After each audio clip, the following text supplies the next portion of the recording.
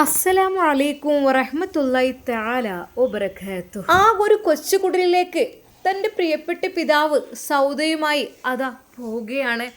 സൗദ ശരിക്കും തൻ്റെ പ്രിയപ്പെട്ട ഉപ്പയെ കണ്ടപ്പോൾ ഹൃദയം പൊട്ടിക്കരഞ്ഞു. ഉപ്പ, എൻ്റെ ഉപ്പ. മോളെ, എൻ്റെ കുട്ടി എങ്ങനെ ഇവിടെ എത്തി? എല്ലാം പറയാം ഉപ്പ. എന്നാൽ ഉസ്താദ് ആ നിമിഷം പറയുകയായിരുന്നു, ഉപ്പ പൊന്നു മോളെ, നിങ്ങളേതായാലും ഒരുമിച്ച് കൂടിയല്ലോ, അത് വല്ലാത്തൊരു സന്തോഷമായിരുന്നു എനിക്ക്. സത്യം പറഞ്ഞാൽ എൻ്റെ ആ യാത്ര വെറുതെ ആയില്ല. അതെ, ഞാൻ ആ തെരുവുകളിലൂടെ അന്വേഷിച്ചു പോയ ആ ഒരു പിതാവിനെ കണ്ടെത്താൻ കഴിഞ്ഞതിൽ അത് വല്ലാത്തൊരു സന്തോഷം തന്നെയാണ്. അതിനെല്ലാം കാരണം ആ പൊന്നു മക്കളാണ്. ആ പൊന്നു മക്കൾ പുറത്തിരുന്ന് ഖുർആൻ പാരായണം ചെയ്യുന്നത് കണ്ടപ്പോഴാണല്ലോ എനിക്ക് അങ്ങനെ ഒരു ഇഷ്ടം അവരോട് തോന്നിയതും അവർക്ക് വേണ്ടി എന്തെങ്കിലും കൊടുക്കണമെന്ന് തോന്നിയതും അതിനുവേണ്ടി നാട്ടിലേക്ക് വിളിച്ചതും ഷമ്മാസ് വന്നതും എല്ലാം റഹ്മാനെ അതൊരു വഴിത്തിരിവായിരിക്കും.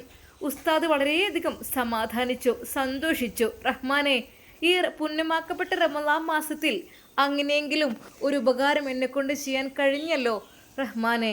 അത് ക്യാഷ് കൊണ്ട് എനിക്ക് കഴിയില്ലല്ല, എന്നാൽ എൻ്റെ ശരീരം കൊണ്ട് എനിക്ക് എന്തെങ്കിലും ചെയ്യാൻ കഴിയും. എൻ്റെ തടി കൊണ്ട് ഞാൻ ചെയ്യും. അങ്ങനെ എന്തെങ്കിലും ഹെൽപ്പ് ഞാൻ ചെയ്തോളാം. ക്യാഷ് കൊണ്ട് കഴിയാത്തത് കൊണ്ടാണ് റഹ്മാനെ. എന്നാലും ആ നോമ്പ് നോറ്റ് ക്ഷീണിതനായിക്കൊണ്ട് ഉസ്താദ് കോയമ്പത്തൂരിൻ്റെ ആ തെരുവുകളിലൂടെ നടന്ന് കണ്ടുപിടിച്ചല്ലോ എന്തൊക്കെ തന്നെയും സൗദയുടെ പിതാവിനെ. അബു എന്നറിയപ്പെടുന്ന അദ്ദേഹം അബൂബക്കർ എന്ന പേരിലുള്ള ഒരാൾ ഇവിടെ ഇല്ല എന്നായിരുന്നു എല്ലാവരുടെയും ഉത്തരം. എന്തൊക്കെ തന്നെയാലും മാഷാ അല്ലാ, അൽഹംദുലില്ലാ, നമ്മുടെ അതാ അബൂബക്കർ സൗദയെ പിടിച്ചുകൊണ്ട് അതാ വീട്ടിലേക്ക് പോവുകയാണ്. ആ ഒരു വീട് കണ്ടപ്പോൾ തന്നെ സൗദ ഒരു നിമിഷം മനസ്സിൻ്റെ ഉള്ളൊന്ന് വേദനിച്ചു. റഹ്മാനെ, അത്രക്കും വലിയ വീട്ടിൽ കിടന്നിരുന്ന ഞാൻ റഹ്മാനെ, എൻ്റെ പിതാവ് കിടക്കുന്ന ആ ഒരു റൂമും ആ ഒരു വീടും കണ്ട് ആ ഒരു കൊച്ചുകുടിൽ ഷീറ്റും ഓലയും ഷീലയും കൊണ്ട് മറച്ചു കെട്ടിയ ആ ഒരു വീട്, അതെല്ലാം കണ്ടപ്പോൾ സൗദക്ക് വല്ലാത്ത സങ്കടമായി. എങ്കിലും ഇതിനുള്ളിൽ സമാധാനമുണ്ടാകും എന്നവൾ വിചാരിച്ചു. എന്തൊക്കെ തന്നെയായാലും വാതിലിനെ മുട്ടുകയാണ്. ഹഫ്സ, ഹഫ്സ, അതെ ഉപ്പച്ചി എന്ന് പറഞ്ഞുകൊണ്ട് മക്കൾ ശബ്ദമുണ്ടാക്കി. ഹഫ്സ അത് പതുക്കെ വാതിൽ തുറക്കുകയാണ്. എന്നാൽ ആ വാതിൽ അല്പം കനമുള്ളതും എളുപ്പത്തിൽ തുറക്കുവാൻ കഴിയാത്തതുമായിരുന്നു. അത് എങ്ങനെയോ അവർ കുത്തിച്ചാരി വെച്ച് ലോക്കിടാറായിരുന്നു പതിവ്. ആ ഇക്ക, ഇതാ വരുന്നു കേട്ടോ. അല്ല, വാതിൽ കുടുങ്ങിപ്പോയോ? ആ തുറക്കട്ടെ. ആ അല്ല ഇക്ക, ഇത് എല്ലാം പറയാം, വാ മോളെ, അകത്തേക്ക് വാ. അങ്ങനെ അത് സൗദയുടെ പിടിച്ചുകൊണ്ട് ആ പിതാവ് അകത്തേക്ക് കൊണ്ടുവന്ന് വാതിൽ കുറ്റിയിട്ടു. ആ മോളെ, ഇവിടെ ഇരിക്കെ. എന്നാൽ ഹഫ്സ ശരിക്കും ഞെട്ടിപ്പോവുകയായിരുന്നു. മക്കളും തന്നെ ഇത്താത്തിയെ അന്തം വിട്ട് നോക്കുന്നുണ്ട്. ഹഫ്സക്ക് തോന്നി, ആരായിരിക്കും റബ്ബേ ഇത്? യുവതിയായ സുന്ദരിയായൊരു പെണ്ണിനെയും കൊണ്ടാണല്ലോ ഇന്നിക്ക വന്നിട്ടുള്ളത്. എന്താ റബ്ബേ ഇത്? ഹഫ്സയുടെ മനസ്സിൻ്റെ ഉള്ളിൽ വല്ലാത്തൊരു ഭയം വന്നു. റബ്ബേ, അല്ല, എന്താ ഇത്? അവൾക്കൊന്നും മനസ്സിലായില്ല. അവൾ നിസ്സഹയായി അതാ അദ്ദേഹത്തെ നോക്കി. ഇക്ക, ഇത് എല്ലാം പറയാം, ഇരിക്കെ. ഒരു ഗ്ലാസ് ചായ എടുത്തോ മോളെ. അങ്ങനെ അതാ അദ്ദേഹത്തിന് എന്നും കൊടുക്കുവാനുള്ള ആ ഒരു കട്ടൻ ചായ അദ്ദേഹത്തിന് എടുത്തു. അതെ, അതിൽ ഒരു ഗ്ലാസ് സൗദക്കും കൊണ്ടുവന്നു. ഇതാ, ഇത് കുടിക്ക്. ബിസ്മില്ലാഹിർ റഹ്മാനിർ റഹീം. ഞാനെല്ലാം പറയാം, ഇരിക്കെ. ഇത് ആരാണെന്നുള്ള രീതിയിൽ എൻ്റെ ഹഫ്സ നോക്കണ്ട. എൻ്റെയും ഇവളുടെയും മുഖത്തേക്ക് നീ ഒന്ന് സൂക്ഷിച്ച് നോക്ക്, എന്തെങ്കിലും തോന്നുന്നുണ്ടോന്ന്. എന്നാൽ ഹഫ്സ ഒരു നിമിഷം അദ്ദേഹത്തിൻ്റെ ആ വാടിത്തളർന്ന വെളുത്ത താടികൾക്കുള്ളിൽ ഇടയ്ക്കിടെ കറുപ്പ് താടികൾ മാത്രമുള്ള അദ്ദേഹത്തിൻ്റെ മുഖത്തേക്കും ആ പെണ്ണിൻ്റെ മുഖത്തേക്കും മാറി മാറി നോക്കി. എന്നാൽ അപ്പോഴും അവൾ ഉപ്പയുടെ നെഞ്ചിൽ കിടന്ന് കരയുകയായിരുന്നു. എന്നാൽ ആ നിമിഷം അവൾക്ക് എന്തൊക്കെയോ തോന്നിപ്പോയി. അതെ, എന്നോട് പറഞ്ഞിരുന്നല്ലോ ഇക്ക ഇത്. അതെ, എന്താ തോന്നുന്നത്? ഇതിക്കടെ. എന്നാൽ മക്കളുടെ മുഖത്തേക്ക് നോക്കിയപ്പോഴും അതെ, തൻ്റെ പൊന്നുമക്കളുടെ മുഖഷേപ്പ് അവൾക്ക് ചെറുതായെന്ന് തോന്നുകയാണ്. ഇക്ക, ഇത് അതെ, നമ്മളെ മോള് തന്നെ, വേറെ ആരുമല്ല. ശരിക്കും അത് കേട്ടപ്പോൾ അതാ ഹഫ്സയുടെ മനസ്സ് വല്ലാതെ ഇങ്ങ് വേദനിച്ചു. നേരേതാ സൗദിയുടെ അരികിലെത്തി. മോളെ എന്ന് പറഞ്ഞ് അവളെ കെട്ടിപ്പിടിച്ചു. ഉമ്മച്ചി ആരാ? മക്കളെ, ഇത് നിങ്ങൾ ഇത്താത്തയാണ് കേട്ടോ. അതെ, മോളെ പേര് ഹസീനയാണോ അതോ സൗദയാണോ? ഒരു നിമിഷം അത് പറഞ്ഞപ്പോൾ അവളുടെ വിറക്കുന്ന ചുണ്ടുകളോടെ അവൾ പറഞ്ഞു, സൗദ. മാഷാ അല്ലാ, ഉപ്പാൻ്റെ മൂത്ത മോളല്ലേ. അല്ലാ, എങ്ങനെ ഇവിടെ എത്തി?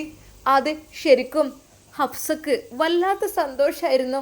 തൻ്റെ പ്രിയപ്പെട്ട ഭർത്താവിൻ്റെ മൂത്ത മകൾ അതാ അങ്ങോട്ട് കടന്നു വന്നത് അറിഞ്ഞപ്പോൾ വല്ലാത്ത സന്തോഷം. എന്നാൽ മക്കളും തന്നെ ഇത്താത്തയുടെ കൂടെ കൂടുകയായിരുന്നു. ഇത്താത്ത ഇത്താത്ത എന്ന് പറഞ്ഞ്. സത്യം പറഞ്ഞാൽ തൻ്റെ പ്രിയപ്പെട്ട പിതാവിൻ്റെ ആ മക്കളെ കണ്ടപ്പോൾ അവളുടെ കണ്ണുകൾ നിറഞ്ഞൊഴുകി. അതെ, തൻ്റെ കുഞ്ഞനിയത്തികൾ. എന്നാൽ തൊട്ടടുത്തായിട്ട് മുട്ടുകുത്തി നടക്കുന്ന അതെ നല്ലൊരു സുന്ദര കുട്ടപ്പൻ. അതെ, ഒരു മോനെ. ശരിക്കും സൗദക്ക് ആ കുഞ്ഞിനെ കണ്ടപ്പോൾ തൻ്റെ പ്രിയപ്പെട്ട കുഞ്ഞിനെ ഓർമ്മ വന്നു. റബ്ബേ, എങ്കിലും അവൾ ആ കുഞ്ഞിനെ വാരിയെടുത്ത് ഒരുപാട് ചുംബിച്ചു. അതെ, എൻ്റെ കുഞ്ഞനിയനാണ് ഇത്. അതെ മോളെ, ആ പിതാവ് പറഞ്ഞു ഉപ്പാക്ക്, അതെ എൻ്റെ കുട്ടിയാക്ക് ഒരു അനിയനെ പഠിച്ചവൻ അവസാനമായിട്ട് തന്നു, അതാ ഇതാണിത്. എന്നാൽ ആ പിതാവ് അത് പറഞ്ഞപ്പോൾ സൗദ പൊന്നുമോനെ ഒരിക്കൽ കൂടി ഒരുപാട് ചുംബിച്ചുകൊണ്ട് പറഞ്ഞു, ഉപ്പാ അൽഹംദുലില്ലാ, മാഷാ അല്ലാ. എന്നാൽ അവൾ ഓർത്തു, റബ്ബേ, എൻ്റെ കുഞ്ഞ് റഹ്മാനെ ഇതുപോലൊക്കെ ആയിരിക്കുമല്ലോ അവൻ വളർന്നു വന്നാൽ എന്നുള്ളത്. അത് ശരിക്കും ആ കുട്ടിയുടെ കവിളിൽ നിന്ന് ചുവന്ന ചോരത്തുള്ളികൾ ഉറ്റുന്ന പോലുള്ള അത്രക്കും സൗന്ദര്യം. ചുണ്ടുകളും കവിളും കണ്ണുമെല്ലാം അത്യധികം മനോഹരമായൊരു ആൺകുട്ടി. മാഷാ അല്ലാ. അനിയത്തിമാരും അതുപോലെ തന്നെ.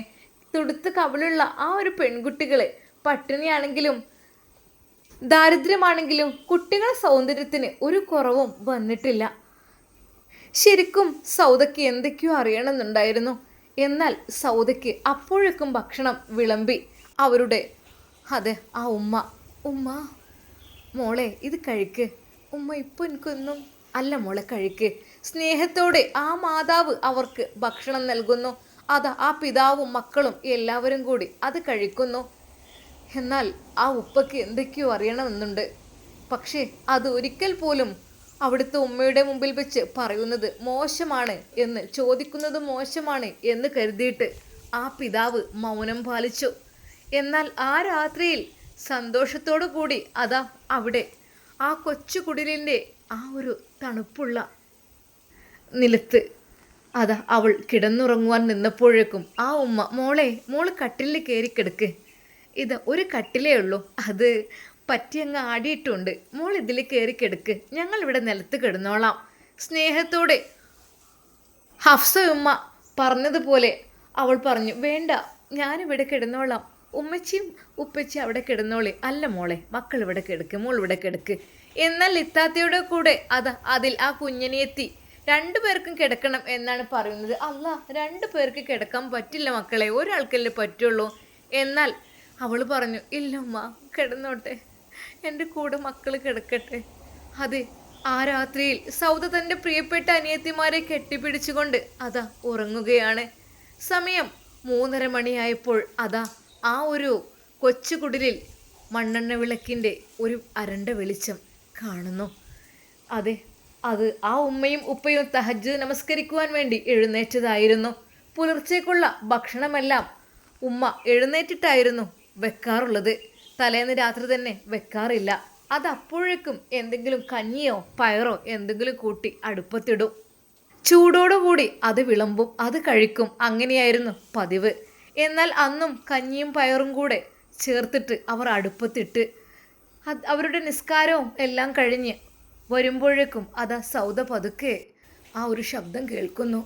അടുക്കളയിൽ നിന്ന് പാത്രത്തിൻ്റെയൊക്കെ ചെറിയൊരു ഒച്ചപ്പാട്. ശരിക്കും അവൾ ഞെട്ടി ഉണർന്നു. അല്ലാ, അവൾ ഒരു നിമിഷം ഓർത്തു, റബ്ബേ, ഞാനിപ്പോൾ എവിടെ എന്നുള്ളത്. പിന്നീടാണ് അവൾക്കത് മനസ്സിലായത്.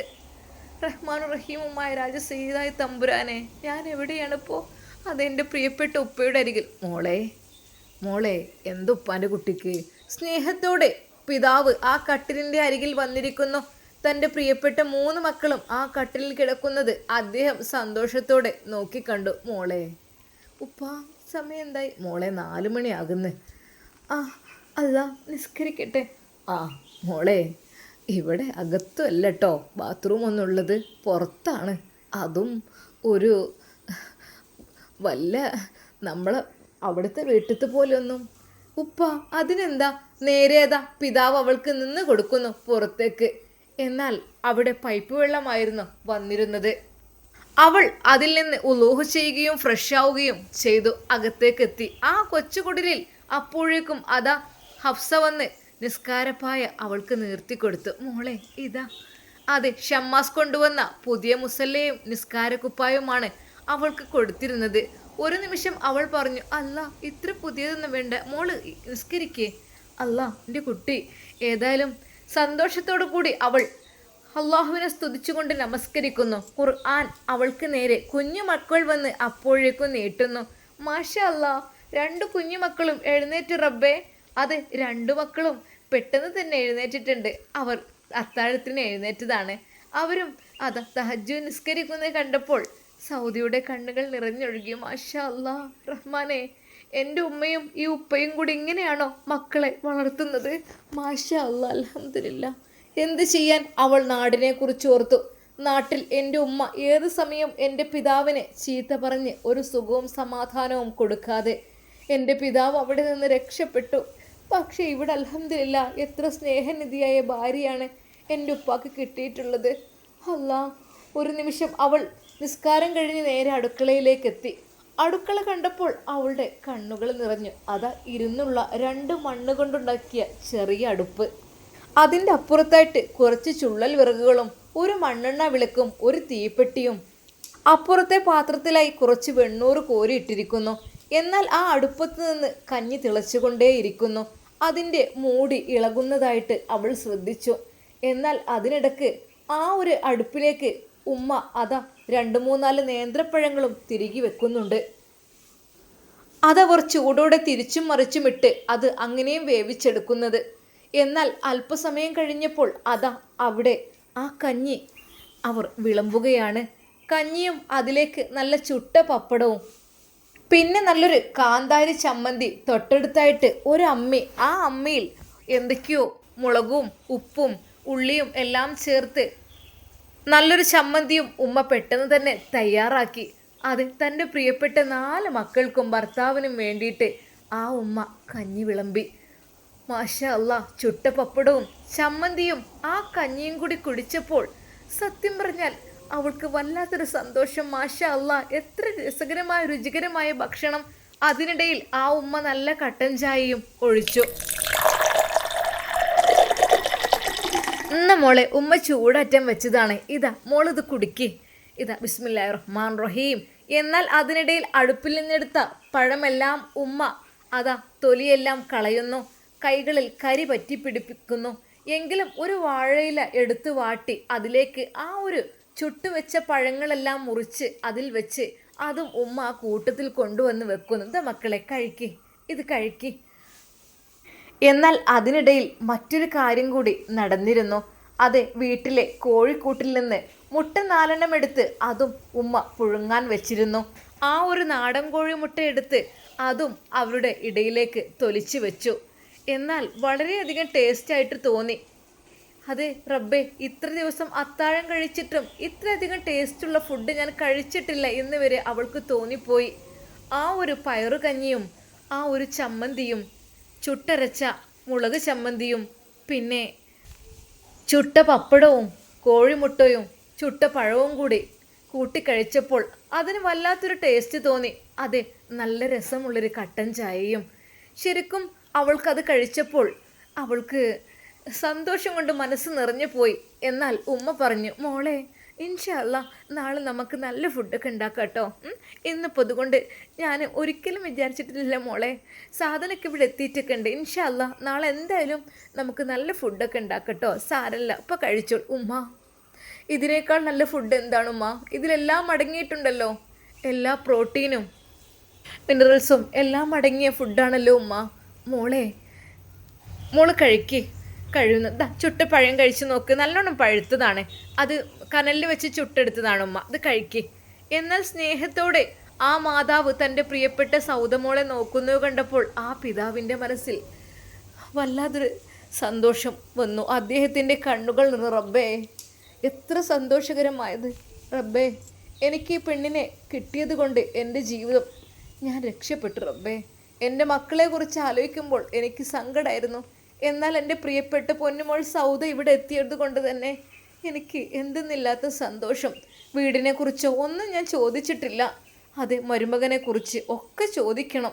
വളരെയധികം നല്ല ഫാമിലിയാണ് പുത്തൻ വീട് തറവാട്ടുകാർ. പ്രത്യേകിച്ച് അവിടുത്തെ ആ ഷാമോൻ എന്ന പേരിൽ ഷമ്മാസ്. അന്ന് നിക്കാഹിൻ്റെ സമയത്ത് എന്നെ കൊണ്ടുപോയി നല്ല ഡ്രസ്സെല്ലാം എടുപ്പിച്ച് ആ ഒരു നിക്കാഹിൻ്റെ സദസ്സിലേക്ക് കൊണ്ടുപോയത് ഞാൻ ഒരിക്കലും ഇന്നും ഓർക്കുന്നു റഹ്മാനെ. എൻ്റെ കുട്ടിക്കെങ്കിലും സുഖമായി ജീവിക്കട്ടെ എൻ്റെ കുട്ടിയെങ്കിലും എന്നായിരുന്നു ഞാൻ വിചാരിച്ചത്. എങ്ങനെ എൻ്റെ പൊന്നുമോൾ ഇവിടെ എത്തിയെന്നൊന്ന് അറിയണം. എന്തൊക്കെ തന്നെയായാലും അങ്ങനെ അവരെല്ലാവരും അത്തായം കഴിച്ചു കഴിഞ്ഞു. അവർ ആ വാഴയിലെയെല്ലാം അവർ തന്നെ പെറുക്കി. എന്നാൽ അവളും ഹെൽപ്പ് ചെയ്തു. ഉമ്മ ഞാൻ എടുക്കാം. വേണ്ട മോള് കൈ കഴുകിയിട്ട് പോയിട്ട് ഊഹെടുത്ത് ഓദിക്കോ. അപ്പോഴേക്കും ആ ഉമ്മ വാഴയിലകളെല്ലാം പെറുക്കിയെടുത്തു. ആ ഗ്ലാസ് എല്ലാം കൊണ്ടുപോയി നല്ലോണം കരിയിട്ട് മോറി കഴുകി വെക്കുകയാണ്. ചുരുക്കി പറഞ്ഞാൽ സന്തോഷകരമായൊരു അന്തരീക്ഷം എന്ന് തന്നെ പറയാം. അത്രക്കും നല്ല അന്തരീക്ഷം. അവൾ പുറത്തേക്ക് ഉലൂഹ ചെയ്യാൻ പോയപ്പോൾ ആ തണുത്ത മന്ദമാരുതൻ അവളെ തഴുകി തലോടിക്കൊണ്ടുപോയി. അല്ലാ, ഇനിയും ബാങ്ക് കൊടുക്കുവാൻ 15 മിനിറ്റ് ബാക്കിയുണ്ട്. അപ്പോഴേക്കും അവർ എല്ലാ മക്കളും ഖുർആൻ എടുത്ത് ഓതി തുടങ്ങി. അത് ആ ഉമ്മയും ഉപ്പയും. എന്നാൽ ഉപ്പ പറഞ്ഞു, മക്കളെ ഞാൻ പള്ളിയിലേക്ക് പോയിട്ട് വരാം. അങ്ങനെ തൻ്റെ പ്രിയപ്പെട്ട ഉപ്പ പള്ളിയിലേക്ക് പോവുകയാണ്. എല്ലാ 3 മക്കളും ഉമ്മയും കൂടെ ഖുർആൻ ഓതി തുടങ്ങുന്നു. കുഞ്ഞുമോൻ അവരുടെ എല്ലാം മുസഫ് വാരിയെടുക്കുവാൻ വേണ്ടി മുട്ടുകുത്തി അതിലെയും ഇതിലെയും വരികയും ചെയ്യുന്നുണ്ട്. എന്നാൽ സൗദക്ക് അത് കണ്ടപ്പോൾ സഹിക്കാൻ കഴിഞ്ഞില്ല. അവൾ ആ കുഞ്ഞിനെ വാരിയെടുത്തു. അത് തൻ്റെ പ്രിയപ്പെട്ട പൊന്നുമോനെ പോലെ തോന്നി അവൾക്ക്. ഒരുപാട് ചുംബിച്ചു. റബ്ബേ, ഇതെൻ്റെ പൊന്നാങ്ങളെയാണല്ലോ എന്നാലോചിച്ച് സ്നേഹത്തോടെ അവർ എല്ലാവരും ഒരുമിച്ച് ഇരുക്കുന്ന ആ ഒരു രംഗം ശരിക്കും ആ ഉമ്മ കണ്ട് സന്തോഷിച്ചു. മാഷാ അല്ലാ, ഇനിയുണ്ടല്ലോ ഇക്കാക്ക് മക്കള്. അല്ലാ, ഞാൻ നോക്കും. എൻ്റെ മക്കൾ പോലെ തന്നെയല്ലേ എൻ്റെ പൊന്നിക്കയുടെ മക്കള്. അതെ മോളെ സൗദ. അപ്പോഴേക്കും പള്ളിയിൽ നിന്ന് മനോഹരമായ ആ ഒരു ബാങ്കുലി കേൾക്കുന്നു.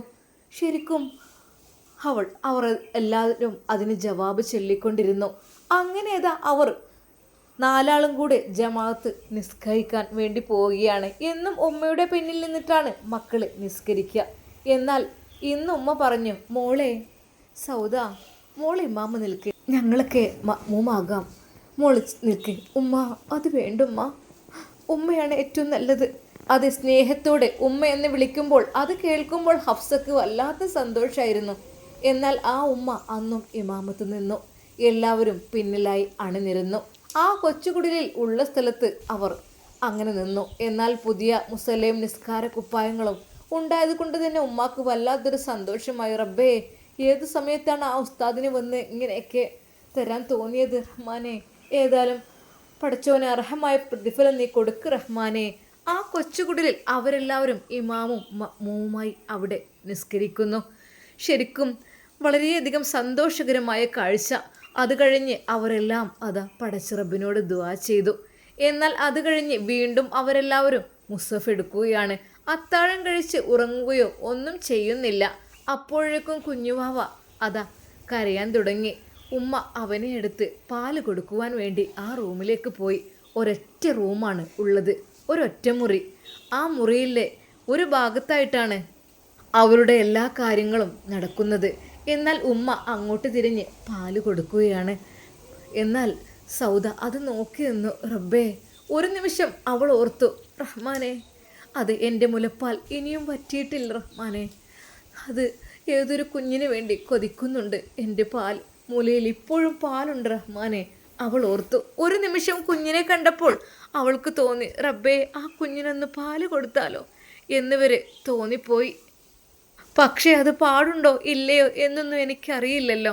അതുകൊണ്ട് തന്നെ അവൾ തൻ്റെ മനസ്സിലെ ആഗ്രഹങ്ങൾ അവിടെ അടക്കി പിടിച്ചു. എന്നാൽ മുലകുടി കഴിഞ്ഞ് കുഞ്ഞ് വീണ്ടും മുട്ടുകുത്തി നേരെ സൗദയുടെ മടിയിലേക്കെത്തി. അവൾ ആ പൊന്നുമോനെ വാരിയെടുത്ത് ഒരുപാട് ചുംബിച്ചു.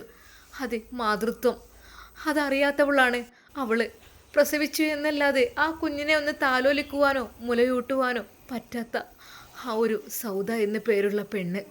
എന്നാൽ അല്പസമയം കഴിഞ്ഞപ്പോൾ അതാ തൻ്റെ പിതാവ് അങ്ങോട്ട് വന്നു. തൻ്റെ കുഞ്ഞനിയത്തിമാർ തജ്വീദ് നിയമപ്രകാരം ഖുർആൻ പാരായണം ചെയ്യുന്നത് സൗദ സന്തോഷത്തോടെ നോക്കിയിരുന്നു. അല്പസമയം കഴിഞ്ഞപ്പോൾ ഉപ്പ വന്നു. മോളെ സൗദ. ആ ഉപ്പ. അവൾ വാതിൽ തുറന്നു കൊടുത്തു. എന്നാൽ ഈ സമയം കുഞ്ഞിനെ ഒന്ന് ഉറക്കട്ടെ എന്ന് പറഞ്ഞ് അതാ ഉമ്മ അപ്പുറത്തേക്ക് ആ റൂമിൻ്റെ ഒരു മൂലയിലേക്ക് ഒരു അച്ചിപ്പായയിൽ കിടക്കുന്നുണ്ട്. എന്നാൽ ഈ സമയം ആ പിതാവ് മകളോട് സംസാരിക്കുവാൻ വേണ്ടി നിൽക്കുകയാണ്. മക്കൾ ഖുർആൻ പാരായണം ചെയ്തുകൊണ്ടേയിരിക്കുന്നു. അവർക്കിന്ന് സ്കൂളുള്ള ദിവസമാണ്, അപ്പോൾ കൊണ്ടാക്കണം മോളെ. എന്നാൽ സൗദക്ക് തോന്നി, അതെ, പ്രിയപ്പെട്ട പിതാവിൻ്റെ കൂടെ ഞാനും പോയാലോ എന്നുള്ളത്. കുറച്ചു കഴിഞ്ഞപ്പോൾ മക്കളെ അതാ സ്കൂളിലേക്ക് പറഞ്ഞയക്കുകയാണ് ആ പിതാവ്. ഹഫ്സ, പോയിട്ട് വരാട്ടോ. മക്കൾ കുളിച്ചു മാറ്റി ഒരുങ്ങി. അവർ ഒരുപാട് ഖുർആൻ പാരായണം ചെയ്യും പോകാനാകുമ്പോഴേക്കും. ആഴ്ചയിൽ ഒരു ദിവസമാണ് മദ്രസ ഇപ്പോഴുള്ളത്, സ്കൂളുണ്ട്. അതുകൊണ്ട് തന്നെ ആ മക്കൾ നല്ല മുഖമൊക്കനെയെല്ലാം ധരിച്ചുകൊണ്ട് ഇസ്ലാമിക വേഷത്തിൽ പോകുന്നത് കണ്ട സൗദ ശരിക്കും അത്ഭുതപ്പെടുകയായിരുന്നു. മാഷാ അല്ലാ, അൽഹംദുലില്ലാ, ഇപ്പോഴും ഇസ്ലാമികമായ രീതിയിൽ നടക്കുന്ന കുട്ടികളുണ്ടല്ലോ എന്നുള്ളത് ശരിക്കും അത്ഭുതപ്പെടുത്തുന്ന രീതിയിൽ. അതെ, ഉമ്മയും ഉപ്പയും അങ്ങനെയാണ് അവരെ വളർത്തുന്നത്. അതുകൊണ്ട് തന്നെ. എന്നാൽ സൗദയോട് ഉപ്പ പറഞ്ഞു, മോളെ സൗദ, മക്കളുടെ സ്കൂള് കാണാൻ മോള് പോരുന്നോ? എന്നാൽ ഉമ്മയോട് സമ്മതം ചോദിക്കുന്നു. ഉമ്മ, ഞാനും. മോള് പോയിക്കോ, അതിനെന്താ, അവർക്കും സന്തോഷമല്ലേ, ചെല്ലേ മോള് പോയിക്കോ. അപ്പോൾ ഇതിനെ വാവനെ ഒന്ന് ഉറക്കട്ടെ കേട്ടോ. അങ്ങനെയതാ സൗദയും പിതാവിൻ്റെ കൂടെ ആ മക്കളെ കൊണ്ടാക്കുവാൻ വേണ്ടി പോകുന്നു. സൗദയും ഉപ്പയും മക്കളും നേരെ സ്കൂൾ ലക്ഷ്യമാക്കി പോവുകയാണ്. എന്നാൽ സ്കൂൾ വരെ അവിടെ എത്തിയപ്പോൾ അവൾക്ക് വല്ലാത്തൊരു സന്തോഷം. അതെ, അവളുടെ ചെറുപ്പകാലം ഓർത്തു. എന്നാൽ അവിടെയുള്ള കുട്ടികളെല്ലാം തമിഴായിരുന്നു സംസാരിച്ചിരുന്നത്. പല രീതിയിലുള്ള കലപില ശബ്ദങ്ങൾ അവിടെയുള്ള ഗവൺമെൻറ് സ്കൂളിൽ. ആ മക്കൾ അതാ പ്രിയപ്പെട്ട ഇത്താത്താക്ക് സലാം പറഞ്ഞുകൊണ്ട് അതാ അവിടെ നിന്നും തിരിഞ്ഞു പോകുന്നു.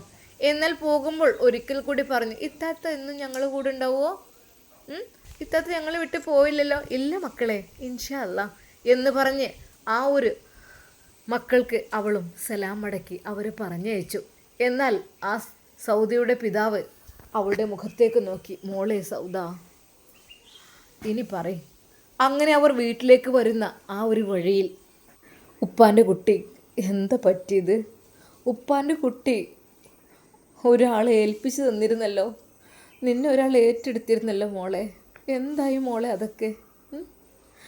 എങ്ങനെ എൻ്റെ കുട്ടി ഇവിടെ എത്തിയത്? എന്നാൽ അവൾ പൊട്ടിക്കരയുകയായിരുന്നു. അവർ ഒരു മരത്തണലിൽ ഇരുന്നു. അവർ രണ്ടുപേരും അവിടെ ഇരുന്നു. അവൾ ഒരുപാട് കരഞ്ഞു. ഉപ്പാൻ്റെ പൊന്നുമോൾ കരയില്ലിങ്ങനെ. ഉപ്പാൻ്റെ പൊന്നുമോൾ കരയാൻ പാടില്ലല്ലോ. എന്തിനാ കരയുന്നത്? ഉപ്പല്ലേ ഇവിടെ. ഉപ്പാൻ്റെ അവസ്ഥ മോൾക്ക് അറിയുന്നതല്ലേ, വീട്ടിലേക്ക് പ്രവേശിക്കാൻ സമ്മതിക്കൂല. അതെ, ഉപ്പാക്ക് മടുത്തു മോളെ, അത്രയധികം.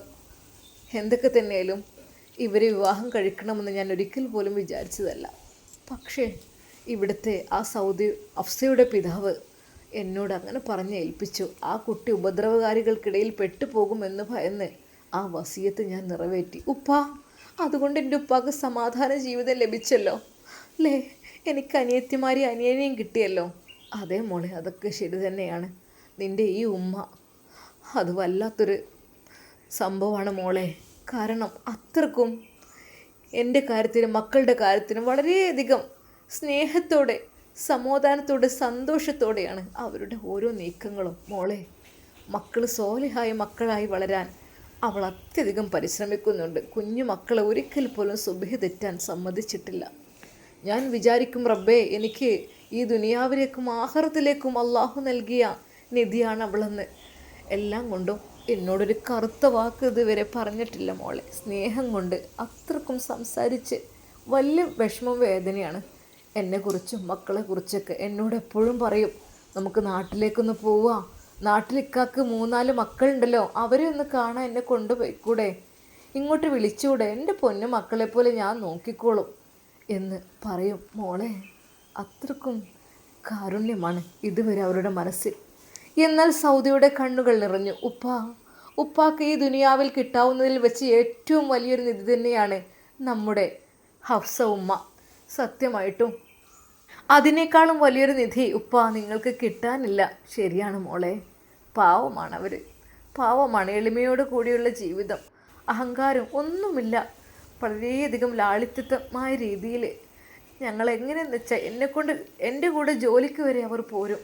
ഞാൻ ജോലിക്ക് പോകുമ്പോൾ എൻ്റെ ഇക്ക, നിങ്ങൾ ഒറ്റയ്ക്ക് നോമ്പ് നോറ്റ് പോവല്ലേ, മക്കളെ അടുത്ത് മക്കൾക്ക് സ്കൂളില്ലാത്ത ദിവസം പൊന്നുമോൻ അവിടെ ആക്കിയിട്ട് വരും. അതെ, അങ്ങനെയായിരുന്നു.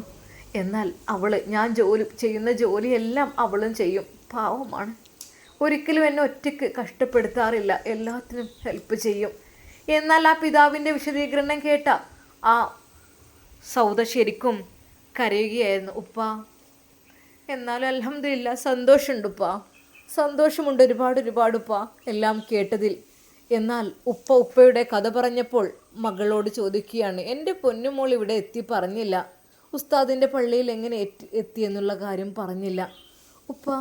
ഞാൻ പറയാം എൻ്റെ ജീവിതം നല്ല രീതിയിലായിരുന്നു എൻ്റെ പ്രിയപ്പെട്ട ഞാൻ ഗർഭിണിയായിരുന്നു. ശരിക്കും ആ അവളുടെ വയറിലേക്ക് നോക്കി. മോളെ, എന്നിട്ട്? അതെ ഞാൻ പ്രസവിച്ചു, എനിക്കൊരു കുഞ്ഞുണ്ട്. പക്ഷേ ആ കുഞ്ഞ് ഇവിടെയാണോ അള്ളാഹുവിൻ്റെ അടുത്തേക്ക് പോയോ ഞാൻ ഇപ്പോഴും അറിഞ്ഞിട്ടില്ല. മോളെ, അതെ നിർബന്ധിച്ച് ഓപ്പറേഷൻ ചെയ്തെടുത്തു. കുട്ടിയുടെ തലക്ക് നീര് കെട്ടി, ശ്വാസമില്ലാത്ത അവസ്ഥ, അങ്ങനെയൊക്കെ ആയിട്ട് എനിക്കറിയില്ലപ്പാ. മോളെ, അത് കേട്ടപ്പോൾ ആ പിതാവിൻ്റെ കണ്ണുകൾ നിറഞ്ഞൊഴുകി. അത് തൻ്റെ പ്രിയപ്പെട്ട പേരക്കുട്ടിയെ ഓർത്ത് അവർ കരഞ്ഞു. മോളെ, എന്നിട്ടെൻ്റെ കുട്ടി എവിടെ? ആ പിതാവ് കരയുന്നുണ്ടായിരുന്നു. അറിയില്ലപ്പാ, അള്ളാഹുവിൻ്റെ അടുത്തേക്ക് പോയോ അതോ ഇവിടെ ഉണ്ടോ? ആ പിതാവ് അതിനെക്കുറിച്ച് അന്വേഷിച്ചു.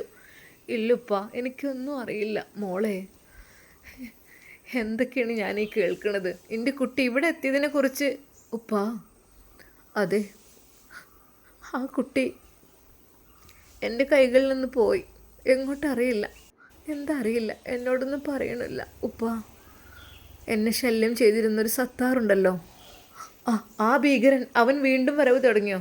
അതെ, അത് വരവ് തുടങ്ങിയത് സ്വന്തമായി വന്നതല്ല, വരുത്തിയതാണ്.